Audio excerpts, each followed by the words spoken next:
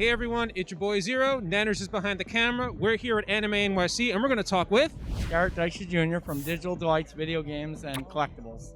Awesome. So, we're a video game channel. We like to talk about games. We like collecting games. Tell us, what made you want to create a store like this? Just been doing, I've been doing the collectibles business for a while. I've been collecting since I was like 4 years old in the mid-70s. So I started bottles and I moved on to other things, coins, stamps.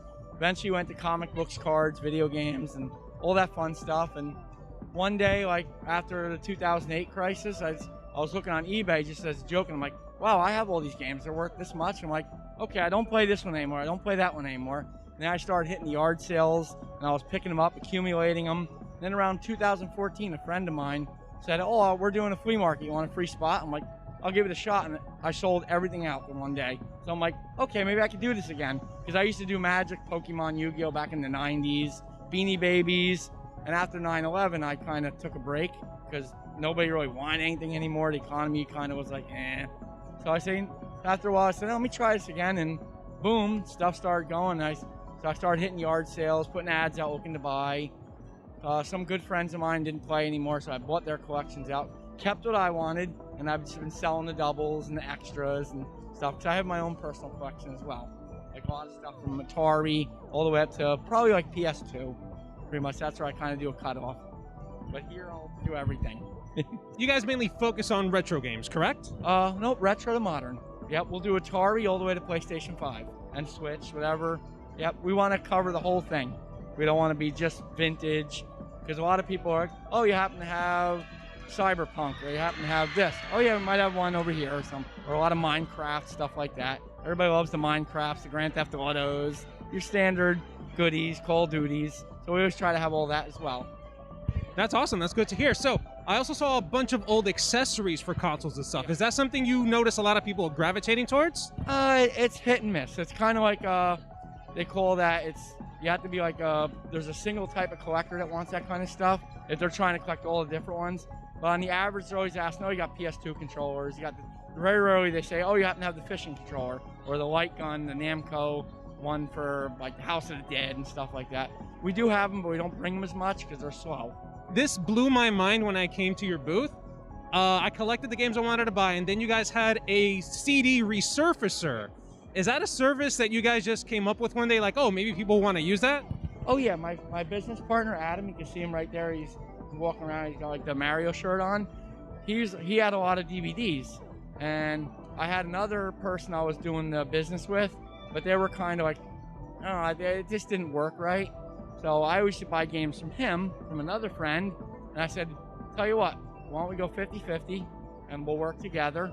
So he put his collection with my extra collection, we merged them and we started a business that way. So, but the resurfacing, he had a bunch of DVDs and people were sending them back on eBay. So we said, you know what? He had somebody resurfacing and he goes, how much is a machine? They said, well, this one, we started off with like a $400 machine. It worked okay. It was like the JFJ, but it ended up being garbage. So we went to the Elm USA. Very good machine. It's amazing. It polishes the whole shebang. And 9 times out of 10, discs look like new. 1 time out of 10, it might be so scratched, you gotta run it through. But it works. People love it. It's made a lot of sales. I saw it firsthand. I bought a disc of Grand Theft Auto 3 for the PS2. It was scuffed. It was scratched to heck. Put it in the machine, came out like new. It's actually really awesome. I might come back tomorrow with some old PS1 games that I need resurfaced. Oh, nice. Mm-hmm. Yeah, PS1's real popular right now. I think I've noticed one thing though with the gaming industry. Soon as GameStop stops like having a majority of, say, PlayStation 3 or Wii U. As soon as that drops off, everybody wants it because they can't get it at the GameStop. They either got to go online or retro game store or hit the convention like this. So all that's become very popular. Originally, you couldn't give it away. Now everybody's looking. Oh, you have this for PlayStation 2. You have that for PlayStation 3. Xbox original. Become very popular. Awesome.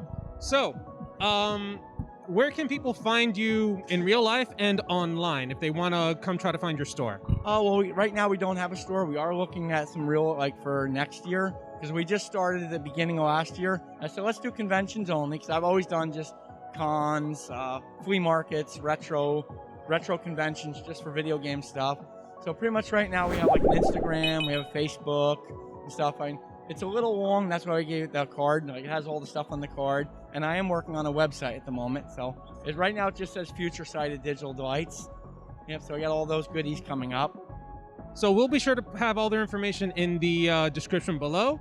And yeah, thanks for talking to us. Anytime. And the easiest thing with Instagram, we put our schedule up so you can see what's coming up. And we always same thing, always looking to trade and buy as well. So if people got games they don't want anymore, always on that, looking cards, comic books, all that kind of fun stuff. So it's cool though. Very nice meeting you guys though. Thank you.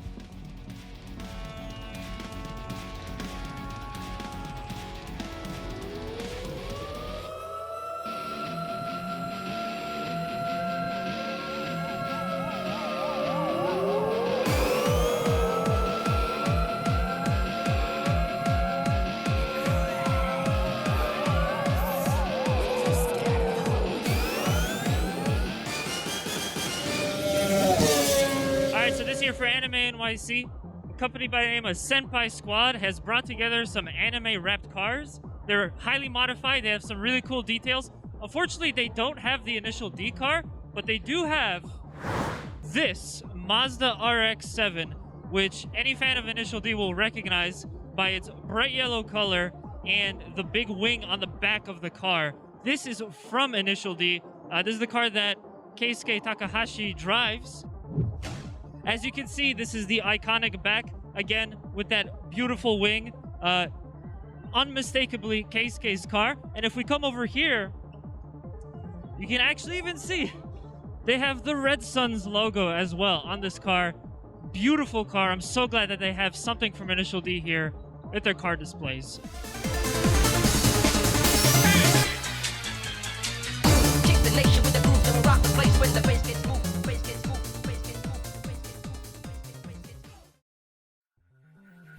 Hey everyone, it's your boy Zero.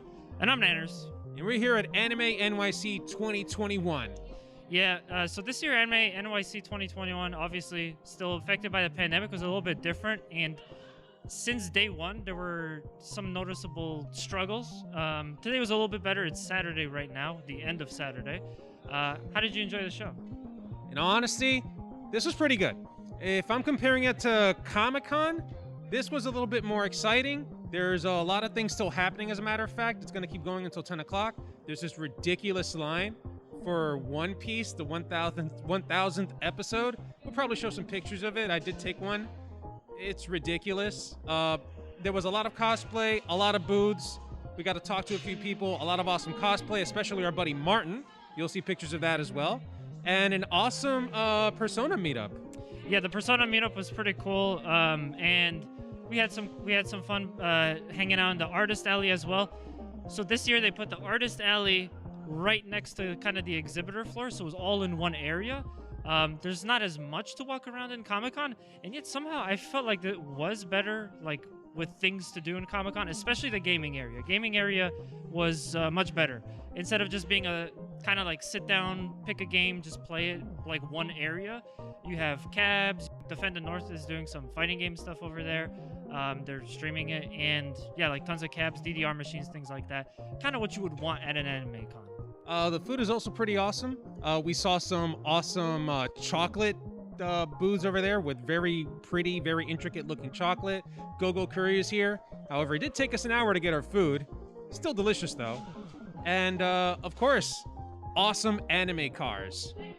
These things are very well done. They look very awesome, super weeb. And speaking of lines real quick, again, on the first day, a lot of our friends, we weren't here, but a lot of our friends told us that the first day there was a lot of struggles with the lines coming in. People were waiting really long amounts of times to get their vaccination bracelets, in addition to just getting into the Javits Center in general. They did change that a bit. We still had to wait about like 25 minutes to get in, to get this and get in.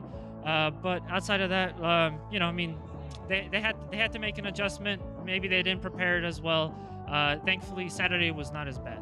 Quite honestly, waiting 3 hours outside just to get into the convention, not for us. We're actually quite happy we didn't come yesterday, but hey, Saturday was a lot of fun. We can't wait till Sunday. Absolutely. And yeah. See ya.